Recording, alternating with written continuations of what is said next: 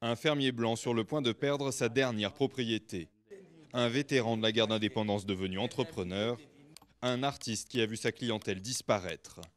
Bilan par 3 Zimbabwéens de 30 ans d'indépendance. C'est le dernier morceau de terre que possède Dion Teron et il pourrait bientôt en être expulsé. Cette ferme était très productive et maintenant plus rien n'en sort. Au début des années 2000, il possédait 3 fermes. Elles ont été saisies les unes après les autres dans le cadre de la politique de redistribution des terres initiée par le président Mugabe. Le secteur agricole s'est alors effondré, entraînant toute l'économie avec lui.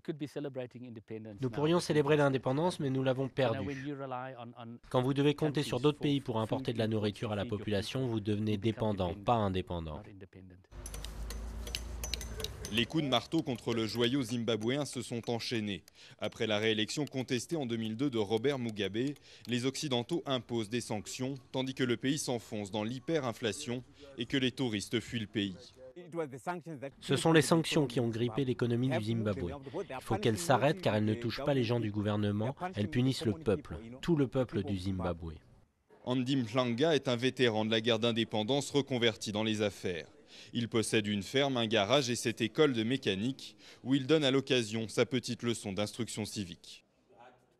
Qui sont les libérateurs de ce pays? Comment est arrivée l'indépendance? Et quelle est son importance? Bénéficiaire du régime, pas question pour les vétérans de critiquer Robert Mugabe.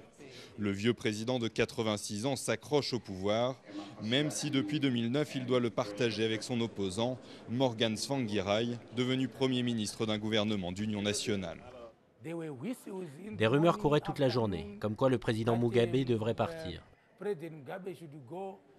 Tout cela a été initié par les Occidentaux qui sont intervenus dans notre politique.